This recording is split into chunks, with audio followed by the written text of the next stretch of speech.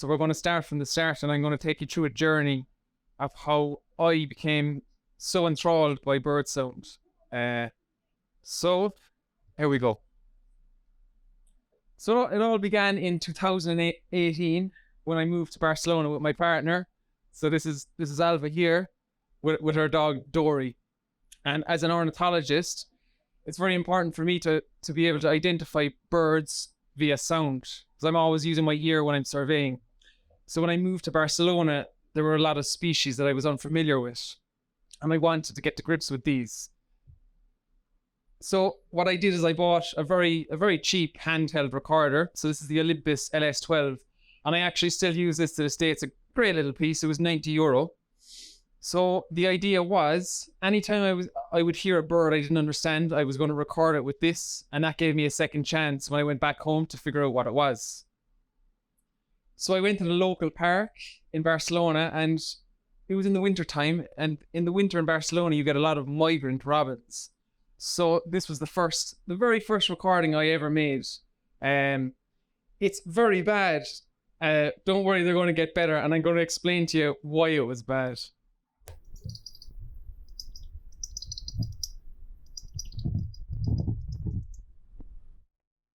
Okay, I promise the rest will sound better than this. So the main issue with this, and you can see it here in the recorder, is there's absolutely no wind protection on this device, and they're extremely sensitive to wind. So I learned very quickly that I needed to get a cover. So these are called dead cats. So this was the first lesson. So some time had passed, and I had been playing around with this recorder and learning the new bird sounds of Catalonia. And there was a festival quite similar to this in a place called the Ebro Delta. And there was a very interesting speaker at this festival by the name of Magnus Robb.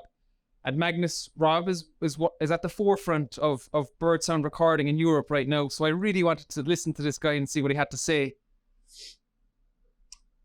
And this was the beginning of my obsession, really, when I heard this guy speak, because he was just so fascinating, and he listened to birds in a completely different way, and just my imagination just exploded listening to this talk. So what Magnus actually specializes in is recording nocturnal migration. Oops, sorry, 2 seconds. Recording nocturnal migration. So to do this, he leaves microphones out at night time, lets them record throughout the night, and then this detects any birds that fly over the microphone and call. And it just opens up a whole new world and makes you see bird migration in a completely different light. And at the time, I was living in the center of Barcelona, a very urban area, with not a lot of bird life in this particular area. And I approached him afterwards and I asked him, do you think it would be possible for me to use this method and detect birds over the city center? And he said, absolutely. So I wasted no time. This is where we lived. So more or less in the center of this area. So you can imagine there's not a whole variety of birds there. These were probably the two most common species. So this is yellow-legged gull, and this was a very typical sound where I lived.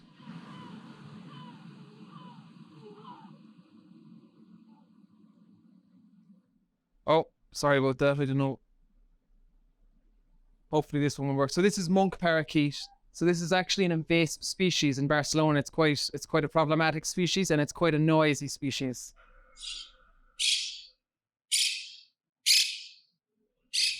So this was this sound and the sound of the gulls were the two most common sounds. So I wanted to see if I could hear something else. So this was the balcony, just a tiny little space in the center of Barcelona. And what unfolded here was truly mind-blowing.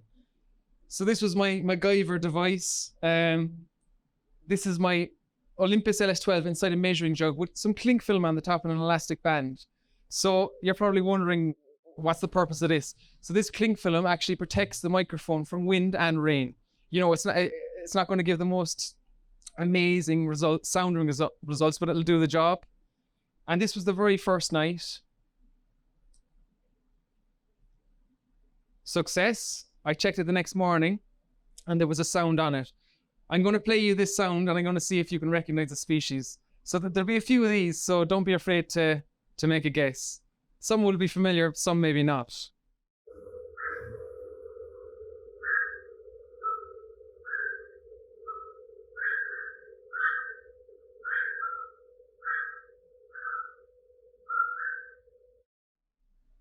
Any takers?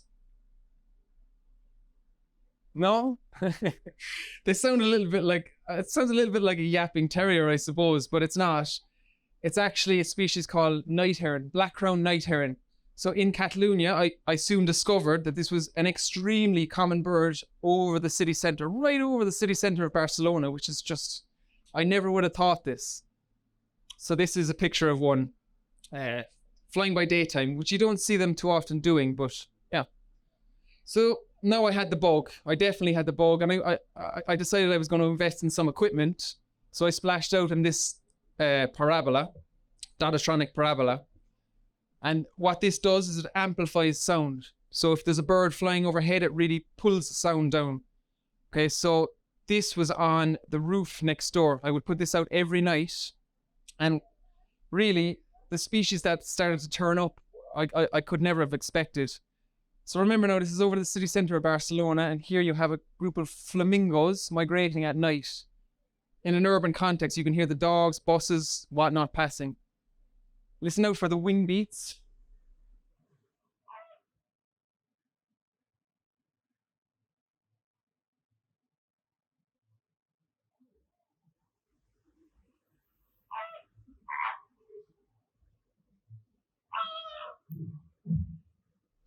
It's about 2 o'clock in the morning. I was asleep. My recorder's doing the work while I'm in bed.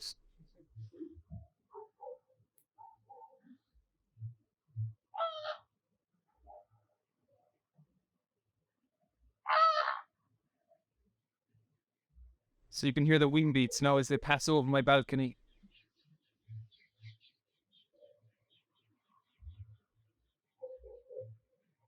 So this went on like this, and every species you can imagine, and species that you would never imagine being in an urban area were passing over and calling as they went. So you've got this little bittern, normally a shy and recluding species that you see in reed beds. They're quite difficult to see, so these were migrating over the apartment at night. Just a very short little call.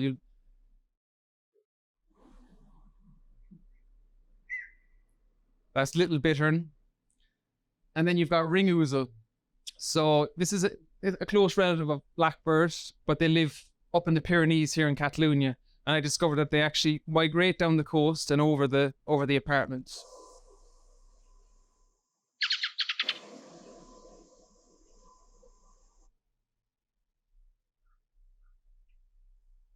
So after this, I was truly addicted to sound recording and wanted to learn more. So I decided it was time to venture out beyond my balcony. So I took my parabola and started to explore the different habitats of Catalonia. And for me, I think the biggest challenge was Wallcreeper. So I don't know if you've heard of Wallcreeper, but it's a really stunning, iconic species that you get high up in the Pyrenees in Catalonia. So they like really, really tall cliff faces at height. So this is Wallcreeper here. This picture doesn't do it full justice. When these wings open up, it's like an amazing butterfly, black, red, and white butterfly. They've got these really long beaks that they use to pick spiders out of the webs with. So, at the time, there were no Catalan or Spanish sound recordings of this species. So, this was a challenge to me, and I really wanted to see and hear the bird. It became my arch nemesis. You'll discover why. So this was the game plan. In the winter, this species, they come down to the lower ground because the conditions up in the Pyrenees become too extreme for them. So they seek out lower down cliff faces like this, or monasteries, bridges, things like that. So this place here is just about 30 minutes outside Barcelona, and it's a known wintering site for Wallcreeper. So I think we must have tried this place maybe 4 or 5 times, and we never saw a single one. But it brought me to some really beautiful places. This is an area called Tavertet, and it's just so quiet up there. You can't hear a plane, a car, absolutely nothing. But I would spend hours upon hours scanning these cliffs for a very small bird. So this is just how quiet it is up there. Until a bird sings, it sounds like there's no track playing. It's an amazing place. But after time, when you're staring at these cliff faces, you know, your eyes start to play tricks in you and you start to lose a sense of scale. I saw this bird here and I got excited thinking that maybe it was a Wallcreeper. But actually, when I got a closer look, it was a griffon vulture, which has, you know, maybe a 9-foot wingspan. So I thought, okay, maybe it's time to go home today. So COVID hit Barcelona and this changed things up completely. I couldn't follow Wallcreeper anymore. So there was a total lockdown. You couldn't leave the residence. You could walk your dog within 150 meters. So it was quite extreme. Everyone was just kind of stuck inside the apartments. So Knockmig actually was a form of entertainment or a form of still staying in touch with nature for me during this period. But it seems like some of my neighbours didn't cope so well with it.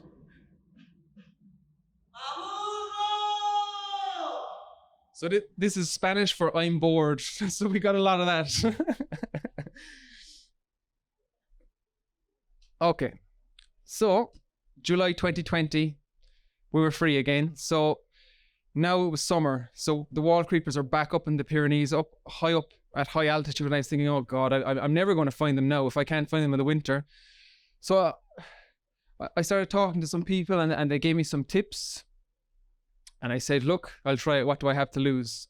It's a beautiful landscape. Let's do it. So this is where they end up in the summer. So really kind of inaccessible, sometimes a little bit dangerous cliff faces at height, high up.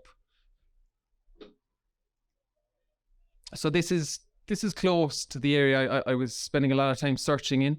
Really beautiful and just full of birds as well. So this is black redstart, really lovely species that you often find high up there.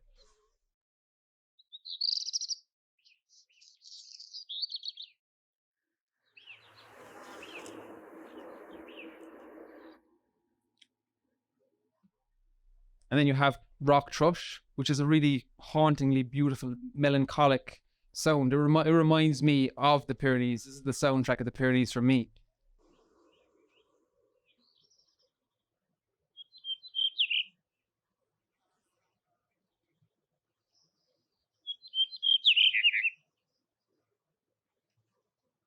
So these kept me company on my repeat visits up there, failing to see Wallcreeper.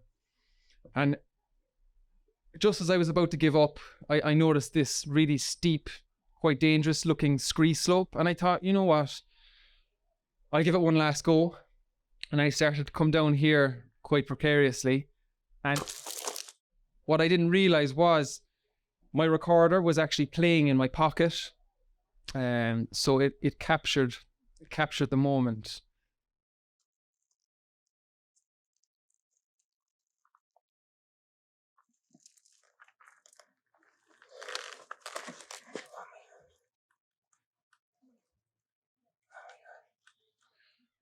I'm going to stop it there because it gets a bit colourful. But what actually happened was I saw some movement a few feet in front of me, and I lifted my binoculars, and there was a male Wallcreeper just right there. And I had imagined this bird for so long. I never expected to encounter it so close like this. So I lifted the parabola. This was the bird. This is the bird. And this is the first sound recording ever made in Spain of this species.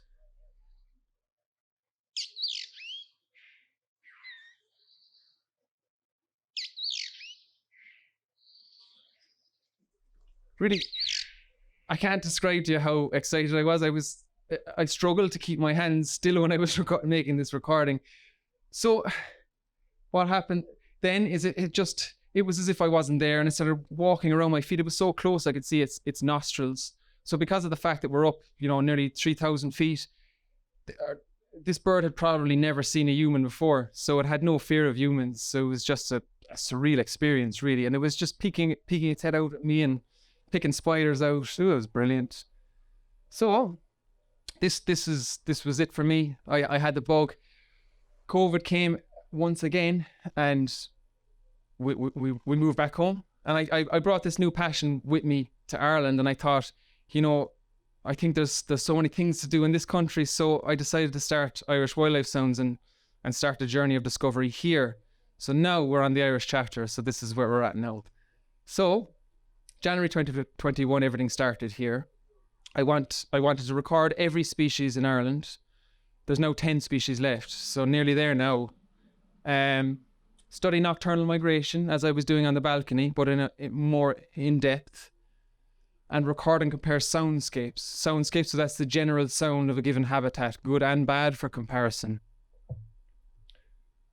So I'm also making these available to the public through Twitter. Xenocanto, which is an excellent resource. This is where I learned a lot of bird sounds in Barcelona and in Ireland. So I would recommend this if you're looking to learn any particular species. And then I set up my own page where I also share stuff. So this is just some of the progress so far from Ireland, and I'm going to go through some recordings here. What I'm going to do is I'm going to play the recordings first, and you can tell me if you recognize anything. Some of these are a little bit unusual, and some of them maybe are a little bit more recognizable.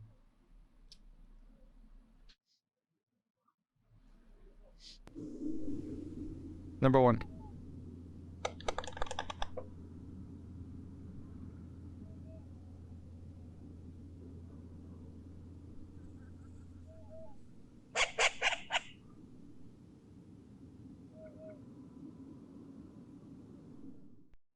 Anyone? Yeah? No, but I can see why you might think it. So the sound that you heard at the beginning and the next sound was the same bird. Yeah. So I'll show you what it is. Short-eared owl. So short-eared owl, I also think this was the first recording made of this in Ireland. Short-eared owl, what they do, they do breed in very, very small numbers in Ireland, but most of the birds that we have are migrants from Scandinavia that spend the winter here. And this bird was recorded with an autonomous device that I have recording permanently.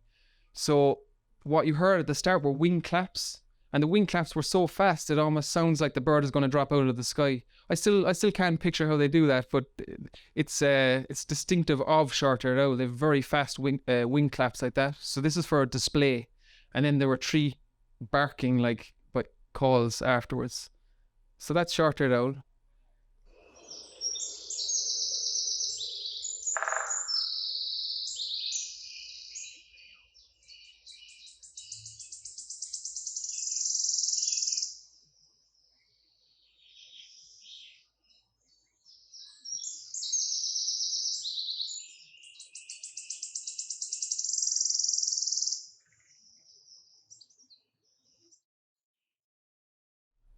So there's actually 2 species of interest here. Obviously, you have the drumming woodpecker at the beginning, so which is a recent colonist to Ireland, and in the background you have a species called wood warbler, which is now extremely rare in Ireland. So it was just a very opportunistic recording to get the 2 of these together. So this is wood warbler. So it typically needs mature oak woodlands to breed in, which is quite a scarce habitat in Ireland. And they're also declining. They think that there's problems in the wintering range affecting this species as well. So this is actually a close-up of the wood warbler itself minus the woodpecker. So this is the actual bird that I photographed.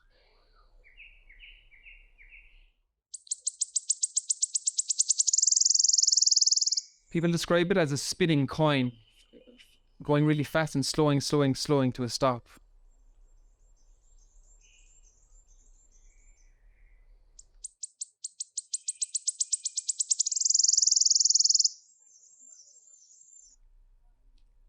So next,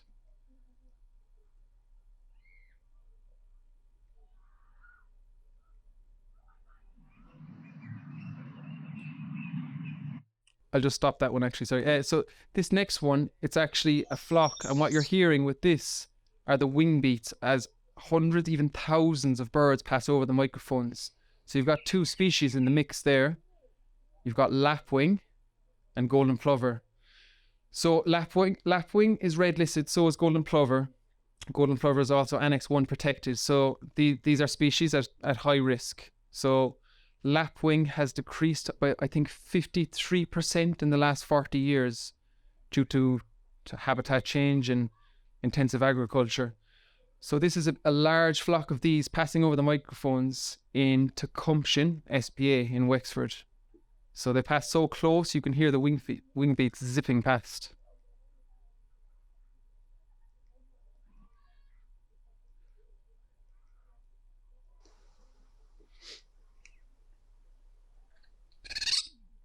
It seems like that audio isn't working.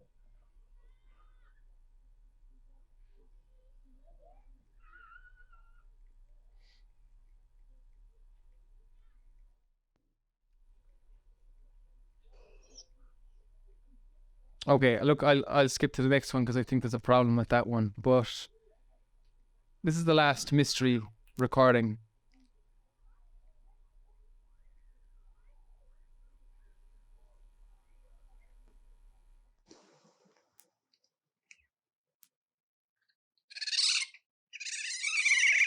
So this is not a bird, obviously.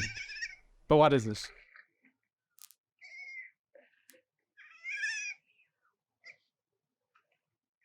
It's not my dog either.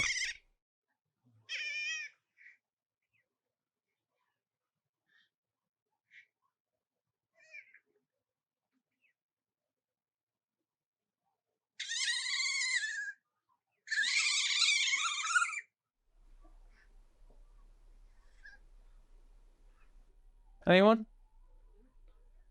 It's an otter. Yeah, it's an otter. So this is the actual otter.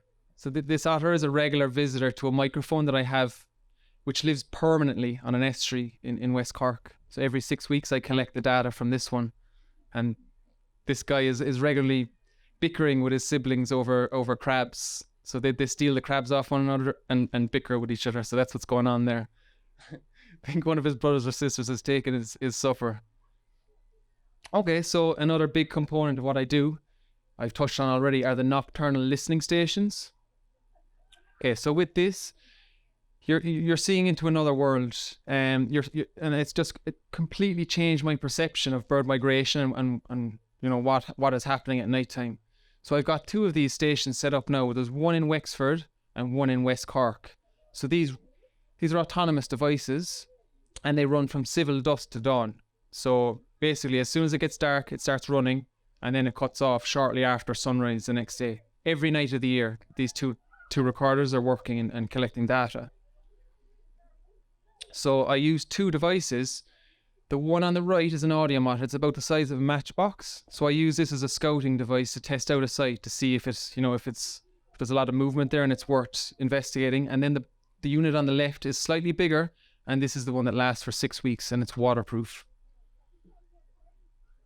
So this is Lissa Griffin. So this is one of the sites that's running, and the data and the surprises that are coming out of this place are just absolutely mind-blowing. So the otter was one example of that.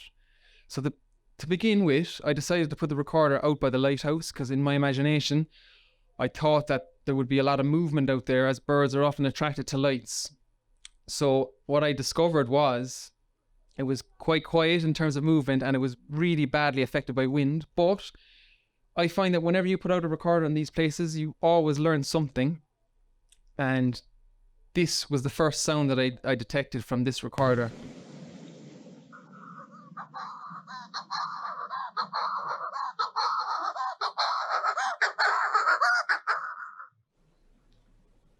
So this is a Manx shearwater, and I suspect either there are birds prospecting there, or there's potential that they could be breeding on one of the little stacks out there, but I'm not so sure.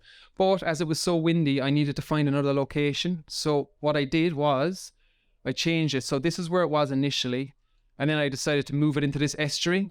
Because what I was looking for was a site where I could do long-term monitoring of birds on the move. So this was going to be a lot more sheltered, and it was in habitat. So habitat where birds would come down and feed. So I figured that this would be a better location. And it was absolutely amazing, and it is amazing. So this is one of my main sites now. So just to give you an example of the kind of data that this picks up. So in the first season, you've got ring plover here. It's a breeding species, but it's also a highly migratory species. So in the first season, I detected 3,479 calls of this species. And this is just the first season now, but you can see clear trends of birds peaking. So these around late August, September, these are probably migrants peaking as they come through. So this is when I had the most number of calls. Okay, so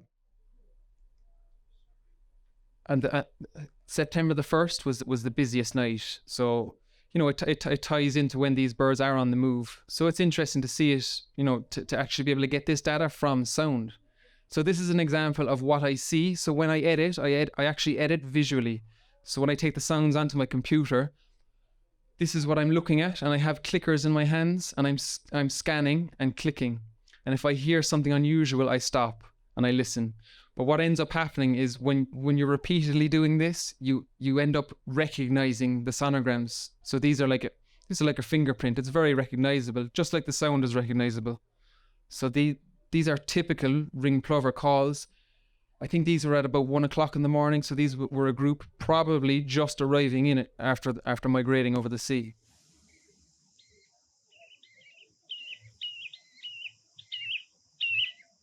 Very close.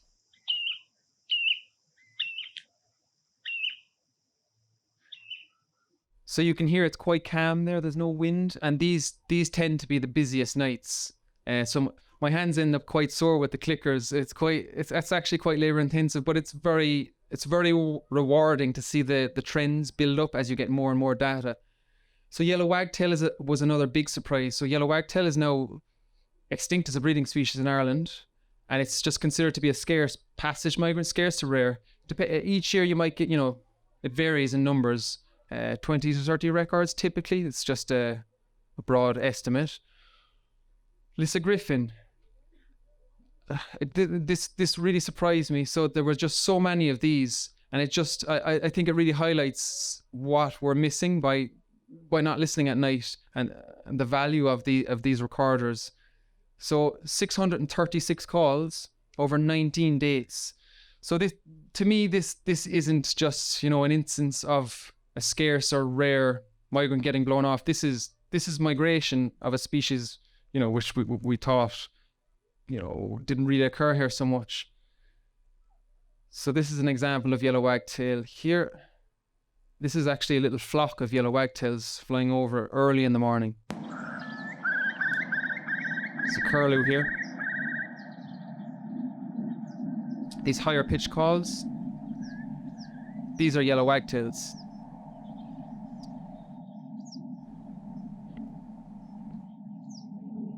So the first time I detected one of these, I got really excited, but then I started to realize that they were coming almost every day. And I've had 2 autumn seasons now where the pattern is repeated, so it seems like it wasn't a one-off either. And there are actually quite a few species that are showing patterns like this. Tree pipit is another species which actually seems to pass in significant numbers at night time, but they're not really detected by day. So there's a lot of interesting kind of insights coming out of this, a lot of surprises.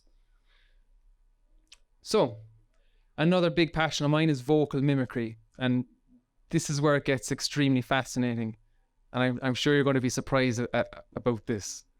So you've got starling here, a well-known mimic. Okay, so what is it? It's the imitation of sounds of other species or other sounds from the environment. It's not just limited to birds. They can mimic people. I've had a starling mimic me in a Cork accent.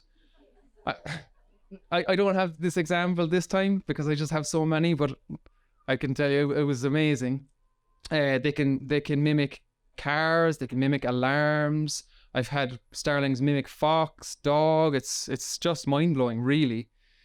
So why? There's a number of reasons. There's a number of kind of proposed theories. Nobody really agrees, but predator deterrence and warning is one. Mistake learning. So sometimes it's theorized that they actually learn parts of another song of another species by mistake, or sexual selection. So if a bird has an increased repertoire, it's seen to be physically fitter by the mate, and then it works in its favor. So common whitethroat is a species which is quite common, as the name suggests, in Ireland, and it doesn't really have a reputation as being a mimic, but it really should. And I think this is my favorite bird because of just how amazing the mimicry is in the species. So we're going to kind of go into the world of common whitethroat now for a few minutes. So it's a sub-Saharan migrant. It spends the summer in Ireland and the UK and other countries, but then in the winter it migrates south of the Sahara. Typically winters in Senegal. So it's widespread April to September. So if you look at this graphic here, on the bottom right you've got the month. Now you look at Ireland here, these purple dots are whitethroats, and you have them migrating down to Senegal on the left-hand side there. So this is the route they take. They'll come down through the Mediterranean, they might go through France, down through Spain, and down to Senegal eventually. So, they're quite widespread.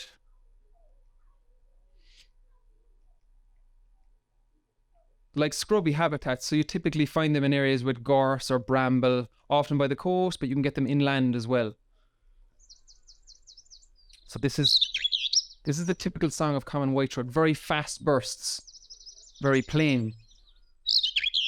But when it gets excited, this is when the mimicry happens, and it flies into the air, and it's sometimes 70 to 80% mimicry. Now, this bird is flown up, and this is just back-to-back mimicry. But it happens so quickly, it's hard to grasp it in the field. So what you need to do is record them, and then take it back and look at the sonogram like I did with the other species. And the first time I did this, it really blew me away to realize just how many species these birds are mimicking. But they're not just mimicking Irish birds, that's the other interesting thing.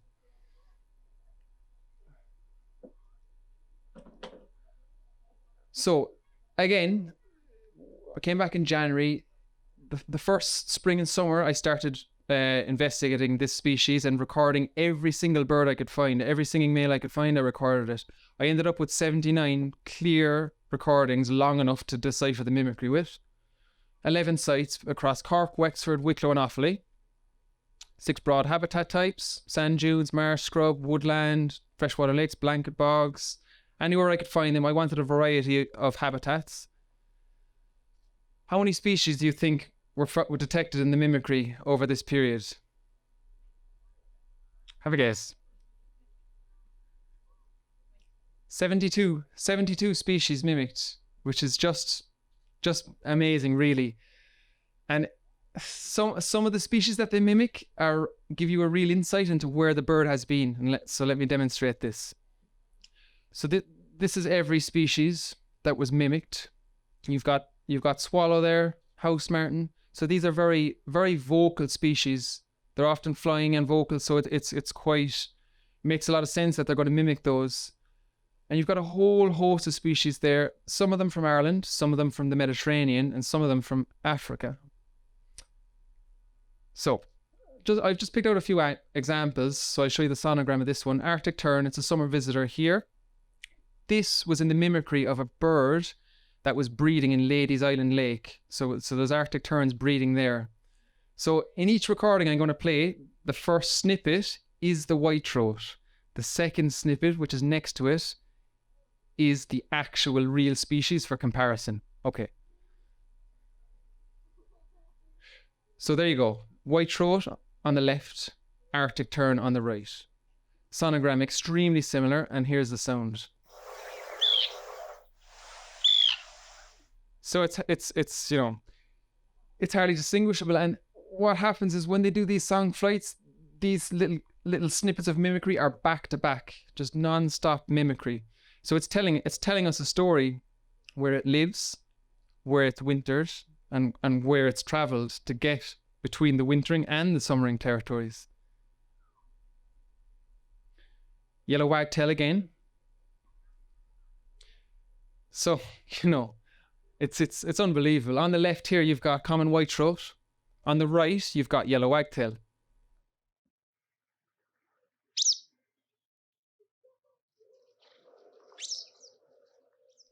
So, you know, it's identical. And people sometimes say to me, God, so if we hear a bird flying over and it sounds like a yellow wagtail, how can we be sure it's not a whitethroat?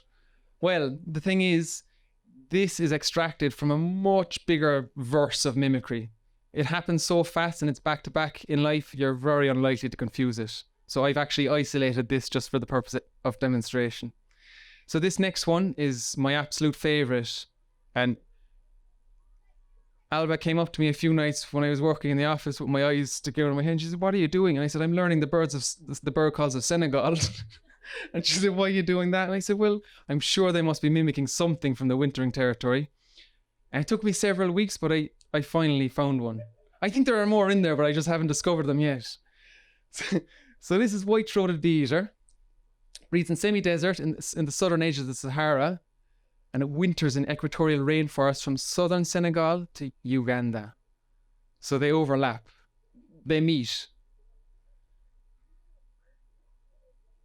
So again, we've got whitethroat, and then we've got white-throated bee-eater.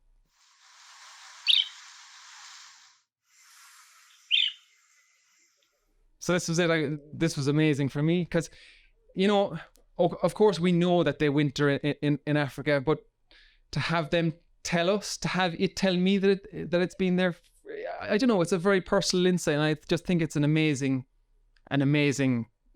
detail to get from this. So that's common whitethroat. Eurasian jay, another well-known mimic. I think you'll get a kick out of this one because I know I did at the time. I was quite blown away by it.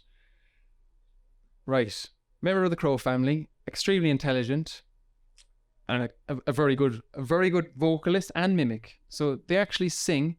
I think some people don't realize that crows sing. They have song, but it's often very quiet, and you have to be up close to hear it. But they're fantastic mimics. This is me and my dog Toby. So I was going for a walk with my dog Toby just a few weeks ago after work, quite stressed, and I just needed to get some, a walk in the woodland. Toby was off the lead, and he was on the path trotting along ahead of me, and there was a jay feeding on the ground. The jay flew up, and I heard a dog barking, and I thought, oh, I better put Toby on the lead. I went up to put him on the lead, and the barking was coming from the tree above me, and I was thinking, what kind of a dog is this? And I looked up, and the jay was aggressively bouncing and barking at Toby. I was thinking, God, I should have had a coffee before I came out of here. So I had no recording gear on me, so I pulled out my phone. Luckily, I mentioned to you before about wind protection. Luckily, I had none for the phone, obviously, and luckily it was a very calm day. Took a video, and I extracted the sound afterwards from the video. And everything you hear here, there's no dog, right? This is the jay. You will hear a higher pitched song in the background. This is colted. So you're listening for the dog barks or the jay barks.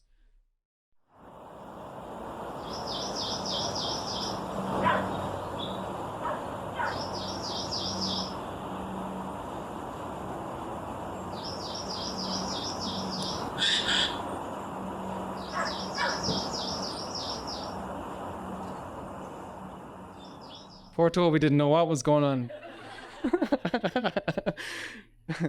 So afterwards I thought, God, this is amazing, I need to write this up.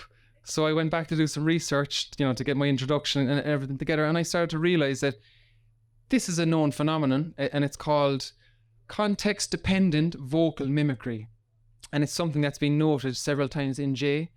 So these are some of the other examples I came across when I was doing the research. So there's a cat here. I don't have the comments up here now, but the uploader, these aren't my recordings, the uploader of the cat said, I went out to my balcony, I left the cat out, there was a jay in the tree, and the jay started meowing at my cat.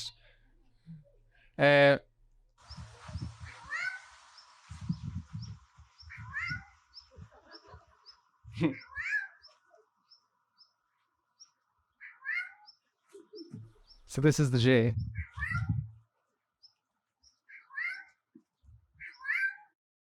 And again, so this next one I think was taken in Poland in a farm, and this jay was reacting to a horse.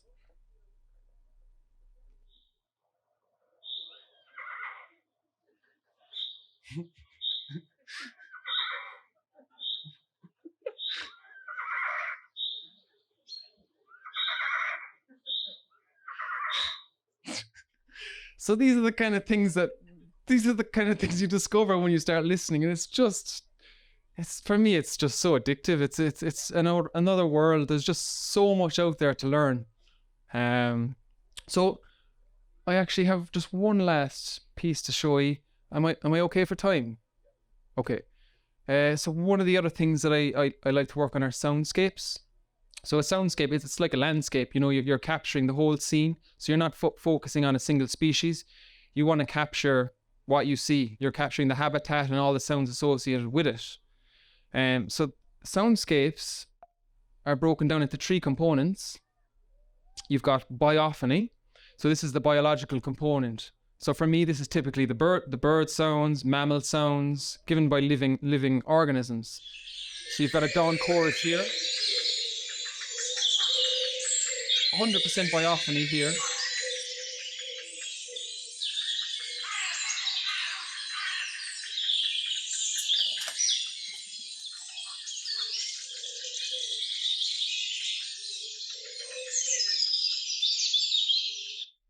And the next one is geophony. So these are sounds made by, you know, rivers, storms, anything like that, rainfall.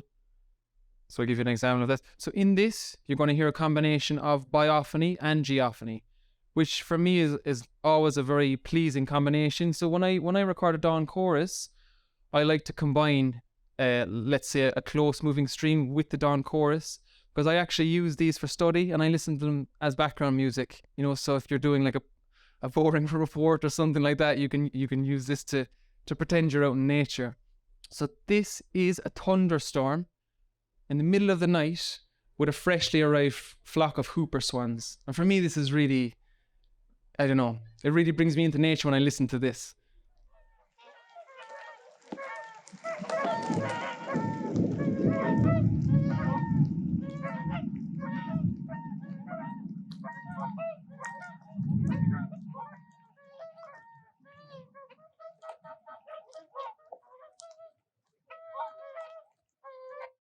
So I'm working on a lot of these tracks at the moment. I try to, you know, keep them to 1 hour long form tracks. And the biggest challenge, I suppose, is actually escaping the next component, anthropophony. So this is sound made by man, or humans, sorry, by unwanted noises like you know, traffic, planes, construction sites, or indirectly cattle, sheep, dogs. It depends on how much of a purist you are when you're sound recording. So I try to seek out the habitats that are still in good condition but are away from anthropophony. So this last track is it's actually a dream that I had about trying to escape road noise that I brought to life in a track. So got a lot of strange looks walking around Cork City with recording car noises and Kango hammers, and it's about my escape to nature. So it's this one.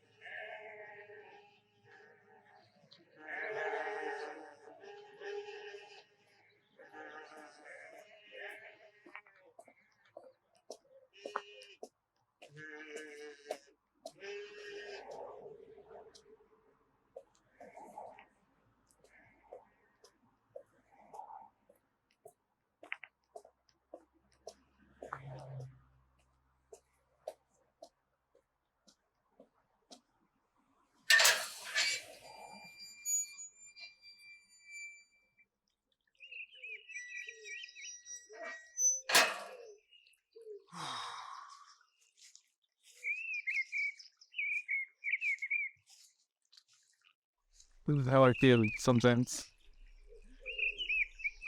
So I've escaped the anthropophany and now I'm with the biophony and geophony. All is good. So this is a missel thrush singing next to a stream.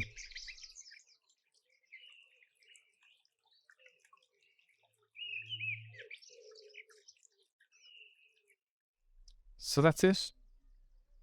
Any questions?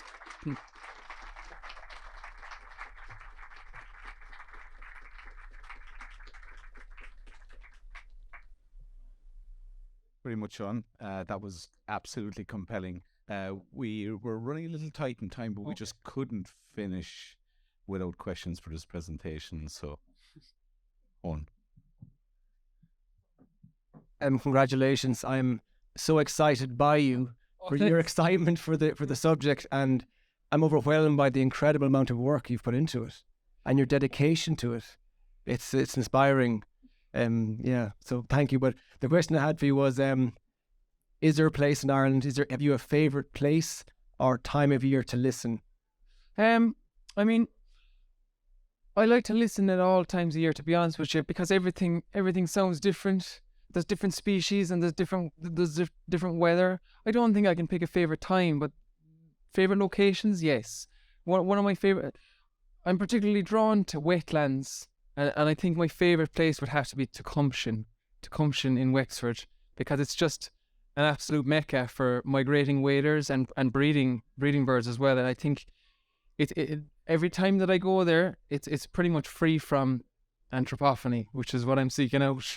So I think that's my one of my favourite places. And then locally, I have a woodland, which it has a stream running through it that's well away from a road, so that's my local go-to as well. Anywhere where there's no road noise, really. Seán, it makes me think that the noises we're listening to every day in our lives, they have to be impacting us. Oh, absolutely. I mean, there's a number of studies that say that increased exposure to road noise actually elevates the heart rate and leads to all sorts of problems and stress related issues. I know it stresses me out, and I like to escape it. So nature can fix it for sure. That was absolutely brilliant. Sorry, here. I was really surprised that the nighttime is so rich for sound, rather than the day. Because at night you don't hear so many birds. Yeah. And I'm just wondering where the yellow wagtail goes during the day. You see, I think the reason for that is that we're not really listening at night either, and that's what surprised me is when I started recording, I realized, God, that there is so much happening. Stuff isn't more often than not. It's calling at nighttime in the two monitoring stations that I have. So they're contact calls as they're flying over. But those yellow wagtails were actually just at the cusp of dawn, so they were probably migrating at height.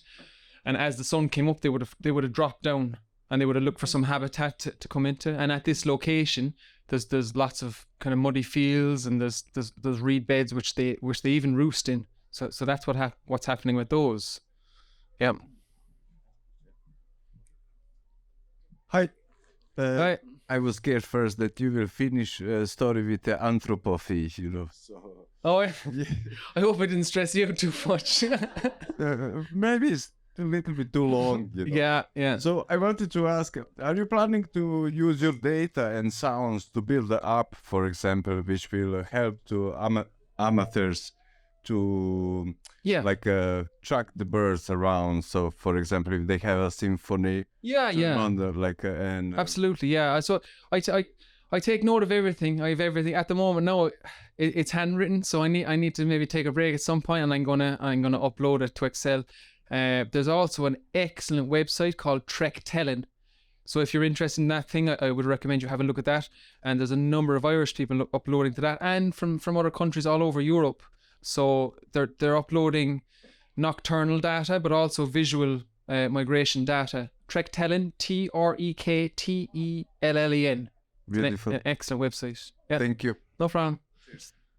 Mine's very quick. That was absolutely amazing. Thanks. You said in the start of your presentation you had 179 179 species. Yeah. recorded, and you have 5 left to record. Yeah, around 10. So And that's it. That's it for the total species in Ireland. That's I was just wondering. yeah, I mean, it was difficult to get an exact number because sometimes it's hard to know whether to draw a line. You know, if a species is really rare, and so I want to basically set a challenge that's achievable. You know, so I'm getting the most most regularly occurring species, and eventually with time I hope to bring everything together and make something publishable, like a book or something like that, so everything is together, so people can have a resource, because you have so many bird guides with visual representations, but there's not really so much on sound, so it's kind of where I'm heading to, hopefully. Seán, can I ask, by the way, this is wonderful what I'm hearing. I think you're doing incredible work, but the effects of sound on these birds or on nature, I'm talking about now the human sounds, the anthropony sounds, on roads, etc. You think birds nesting at nighttime in trees. I something just to relate it to is that the amount of impacts that artificial light has on nature, and I've often wondered what is the effects on bird life, on insects, on mammals, etc., on fish. The noise is it noise. This awful polluting noises that we make with me. We invented the cars and vehicles and So like there's a lot of studies done on that, and I read one recently. It was an urban study, and to compete with the low hum of traffic, they found that certain species were raising the pitch of their sound. So the anthrophony typically occurs low down. So say 1 to 2,000 kilohertz. So it's low down on the spectrum, but what they found is certain species were actually raising the pitch to go above that, to jump out from it, But I don't know. I often find in very noisy places there's a very much reduced dawn chorus, so it must have an effect in them. It must push certain species out, that can't, especially species with a low frequency call or song. It would be very difficult for them to compete with heavy road noise, Seán, I just wanted to ask about what height are the birds flying? Is there do different species fly different heights? Oh, they do, yeah. But with the method that I'm using, I can't get an accurate estimation. But typically the calls that I'm picking up are of birds that have dropped down. So I'm just getting that that section of the movement. So when they start to drop down low, like if there's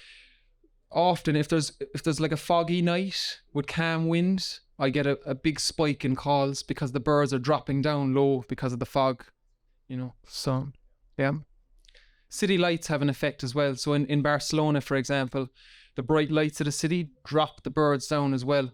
So if you were to do a comparative study, say recording at night in Barcelona city and then go to the Pyrenees are often very silent because the birds are up higher. Yeah. Okay, Seán, listen, if there's no more questions, thank you so much. That was absolutely amazing. Yeah, my pleasure. Really lovely. Thanks.